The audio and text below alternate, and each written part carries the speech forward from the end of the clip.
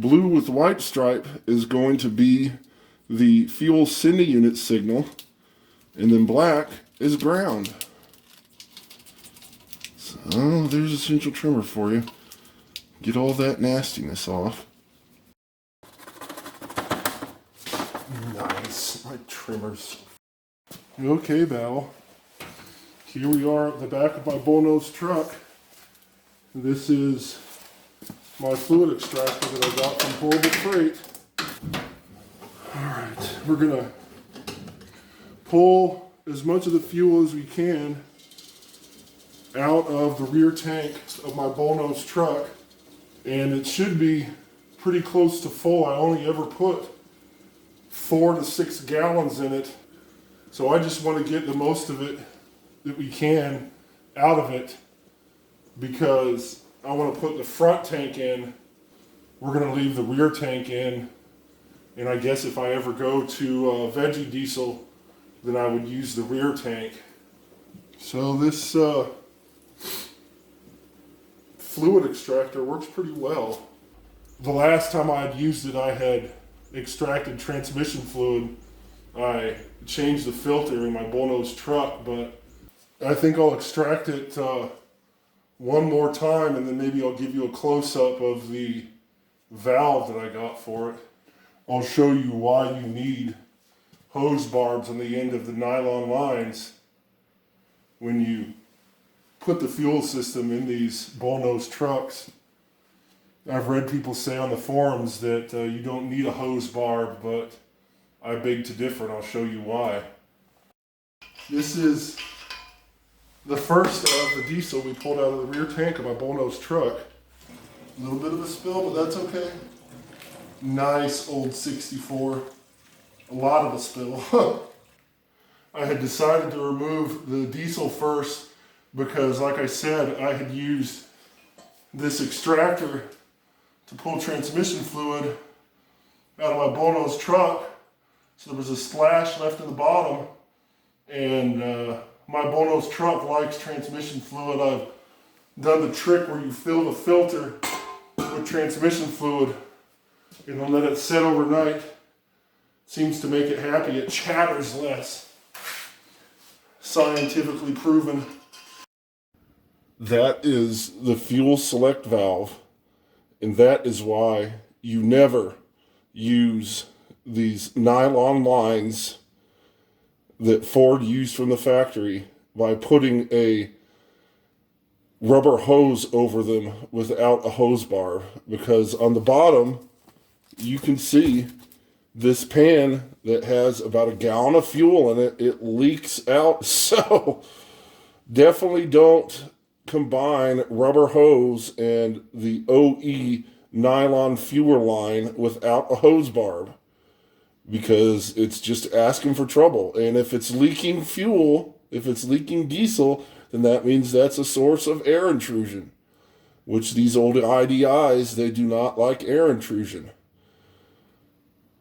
Just wanted to show you that, battle. There's the gauge that I had to get for the fluid extractor. So let's go ahead and do it for the third and final time, I think. I was thinking once I get to 71 on the road, maybe I could take the heads off of my Bullnose truck, put studs on it. But I've read online before that these IDIs, the 6.9 and 7.3, don't really need head studs unless you're going to be making gobs and gobs of power.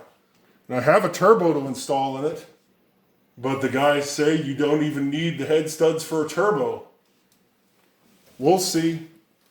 I actually have a spare injection pump that came off of that 7.3 liter turbo engine that I have on the engine stand, and I'd like to put gaskets in that injection pump and see if it runs. When I bought that 7.3 liter turbo engine, the salvage yard down there in Fort Worth, Texas, they told me that it was no good, but I figured, well, it's decent for a core at least.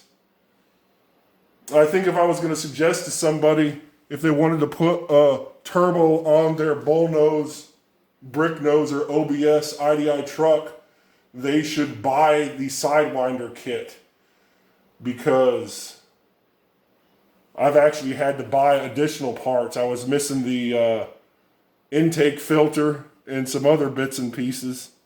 We'll see if I ever get it on this truck. There it is. Looks like we got a blue with white stripe wire and a black wire. We'll replace the double wire receptacle with this 4-wire receptacle. Here's the receptacle that I cut out of my Bullnose truck. The 2-port fuel sending unit receptacle. And here is the 4-port fuel sending unit receptacle that fits, nice, old 64, that fits right on here. It fits on there like that, and it clicks down. So I need to do the 2 right ports. The one on the inside is for the signal, and the one on the outside is for the ground. This is the kit you can get, HP 4500. That's the receptacle. So I have 2 wires here, the black and the red. I don't have blue with white stripe. Now, ideally, this would be tinned and soldered to this connector, but I cannot solder. These are not the right crimpers for these terminals.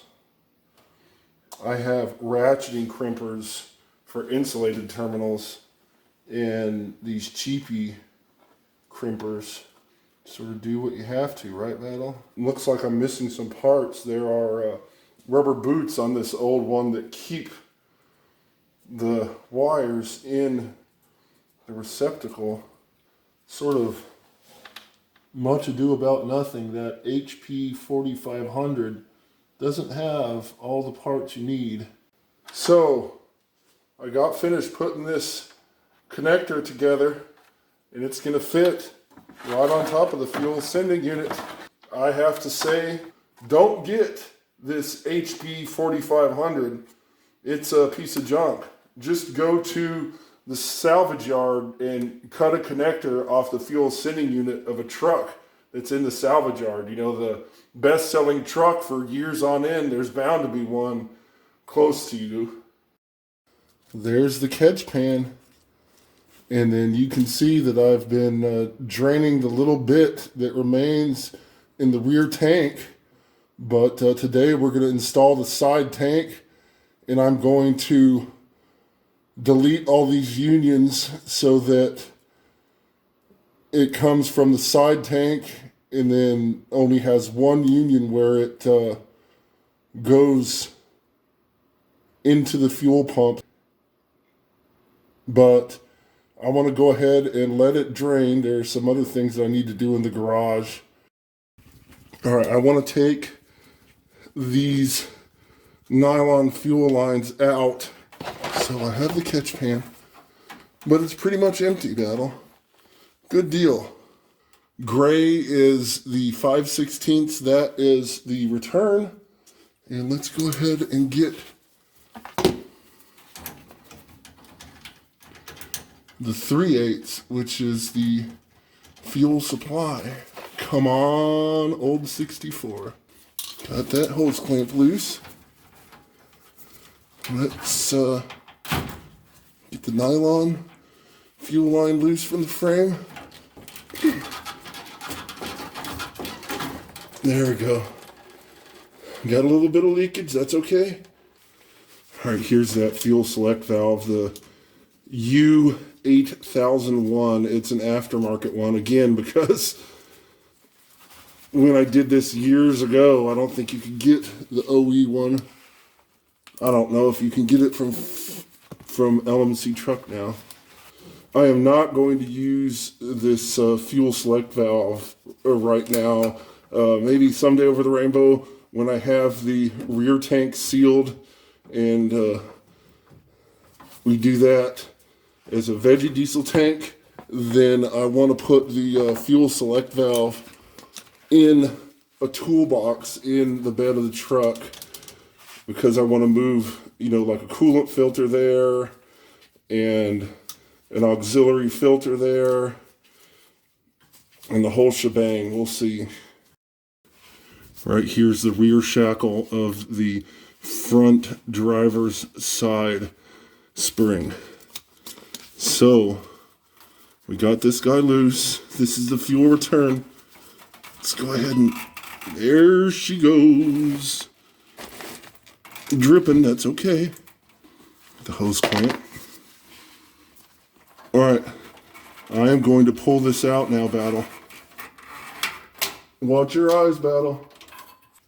We'll have this hose right here to clamp onto the hose barb. All right, let it drip a little bit, and then we will get the fuel supply loose. Oh yeah, it'll be easy. It'll go in an hour. Right, old 64, right.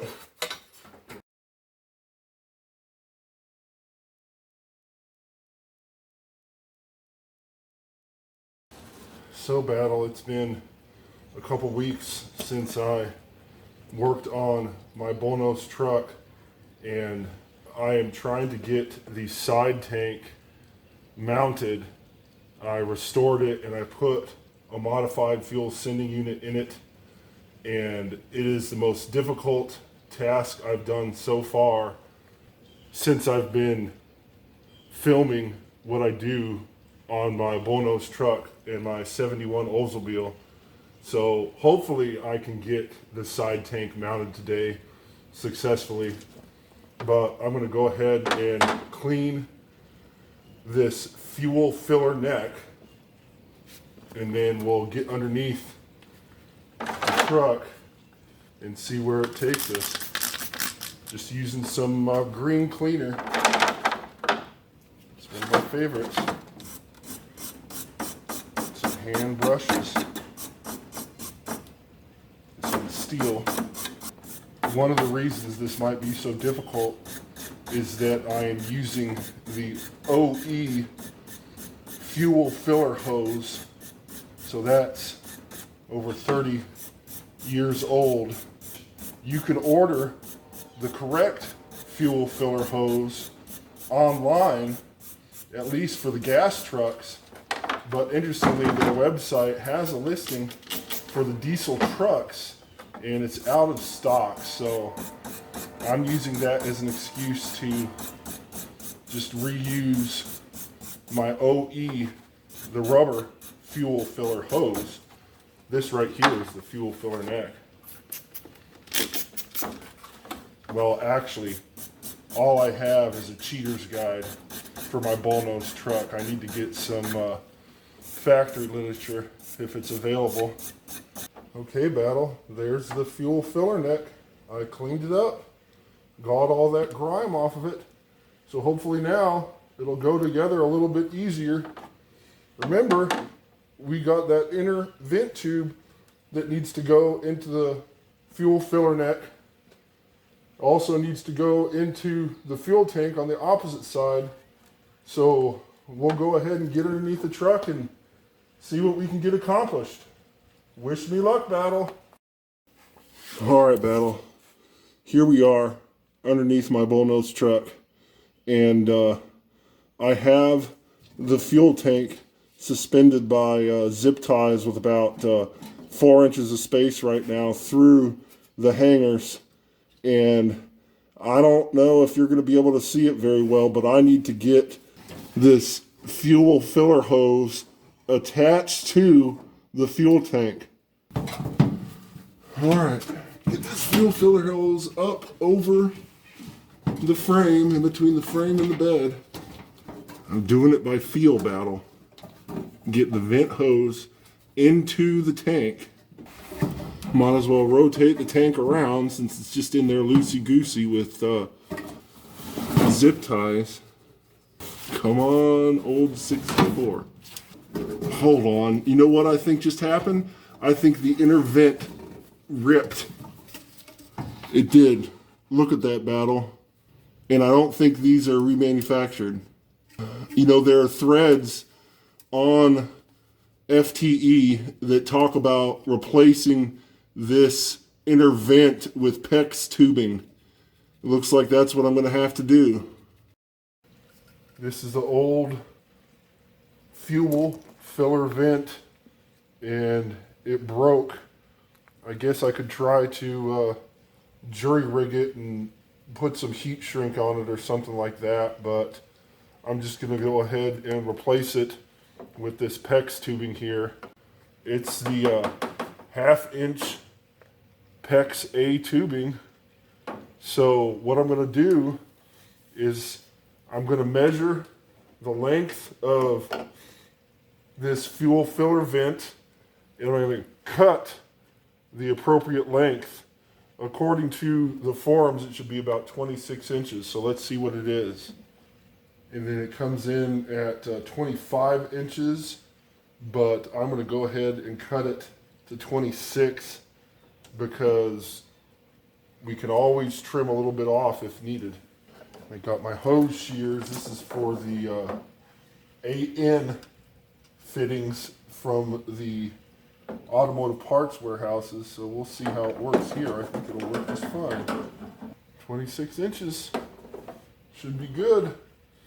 And I can use a heat gun and I can bend it, but we'll see how it does just putting it straight in, because on the forums they said that seemed to work. So hopefully we can get it installed.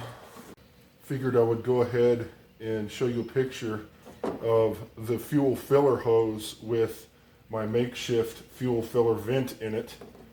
I think it's going to work pretty good. Let's get underneath the truck and see if we can install it. Just adding some spray lubricant to the fuel filler hose and fuel filler vent. There we go. Doing it completely by feel, Battle. There we go. Get it in the fuel tank all the way, the fuel filler vent. And now I get to attempt to put the fuel filler hose on the fuel tank. If it can be done. I don't know how you're supposed to get that fuel filler hose onto the tank with the tank underneath the truck. It's hard enough to get it onto the tank with the tank sitting on the ground, not underneath the truck. Well, the fuel filler vent is still in the top of the tank. The hose clamp needs to be rotated around. If I can ever get it on there, then I'll need to tighten down the hose clamp. All right, Battle. There is the fuel filler neck attached to the fuel filler hose, and the other end of the fuel filler hose is attached to the fuel tank. And the fuel filler vent, the PEX tubing, is inside the fuel filler hose. And per the FTE forums, I had to have it about 25 inches long. I had cut it to 26 inches long, and it was a little bit too long. So I trimmed off a little bit when it was underneath the truck here. Got 800-050 and 800-052. Those are Dorman part numbers. That is the fuel line that goes to the fuel sending unit. The 3/8 and the 5/16. So we're going to go ahead and get these prepped to put underneath the truck. They come with a quick disconnect so that you can get the fitting off of the fuel line. There we go. Get it set up like that. Put in your bench vise. Turn on your heat gun. Don't bother with hot water or mama's hair dryer. It's not going to work. Got myself some good welding pliers. Got the metal fitting that came in the 800-050 and 800-052. The 800-052 is what I have here in my bench vise, and it's the 3/8 fuel line. Sure you wear PPE, so I'm wearing these gloves for grilling, or you could wear some good leather gloves for welding, would be appropriate. Really, it doesn't take long. Alright, here we go, battle. Got it in, and I didn't damage the fuel line. That's what you want. So now, I've been doing this project for so long, I've sort of lost track. I know the end is in sight. So right now, I'm working with the 3/8 fuel line. That's 800-052. So, all right, Battle, got it. Perfect. 3/8 fuel line's ready to go. So what I'll do is I'll install it underneath the truck, and then I'll cut it to the appropriate length. Actually, need a hose barb on the other end too, so that it can go to a rubber hose. All right, we're ready to do the 800-050. That's the 5/16 fuel line for the return to the fuel sending unit. There we go. Got her on there, Battle. Hold on. Don't like doing this, but this one's just not going together as planned, Battle. There it is, Battle. I've got the fuel tank installed, finally. I didn't get video of everything I did, but it was quite difficult. Here is the side tank fuel filler. This is some diesel. I have 2 green 5-gallon jerry cans full of diesel, and then this one has maybe 2 or 3 gallons in it.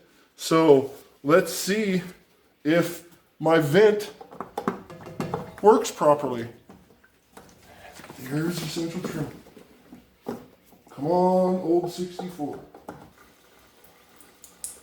Oh, nice. My jerry can's leaking. Well, that's better than the fuel tank. Let's look underneath.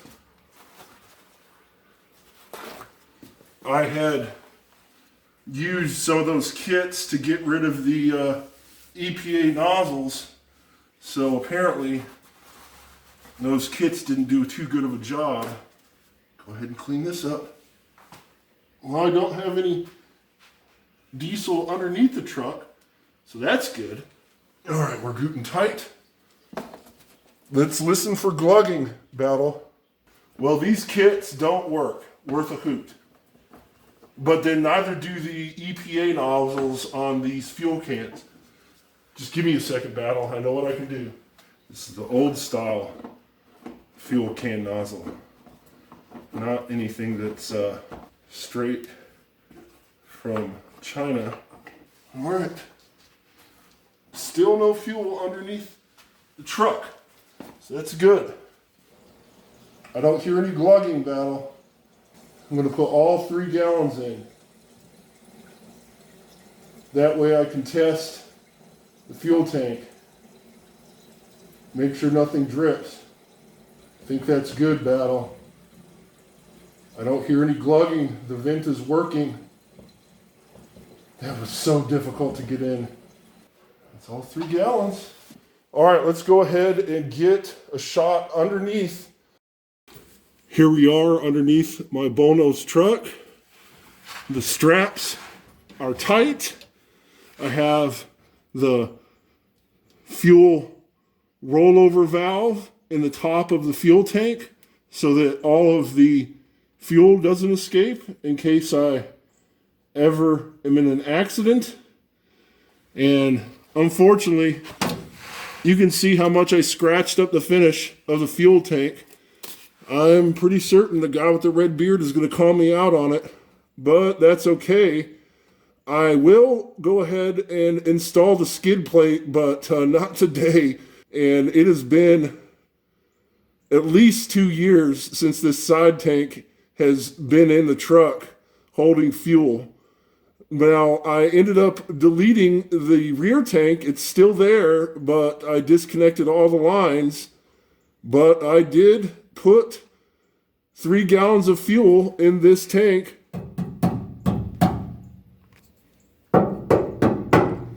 Sort of hard to tell. Anyways, I hope that none of the fuel leaks out. I have another 10 gallons to put in it. And then, of course, I need to prime the fuel filter up at the engine and then bleed all the injector lines at the injectors and get her started. But that will be for another video. Make sure you leave a comment down below. Tell me if you think the fuel vent works properly. You know, maybe filling from a jerry can doesn't give us a good test, but let me know if I'm going to have trouble when I finally go to the fuel station. If you say that it's going to give me trouble, then shame on you. Go ahead and check out the linked video if you haven't seen it already. It's the best. I'll see you next time, Battle. That's a secret trailer for her. Great. Nice. Was the drop light fell and hit me in the face.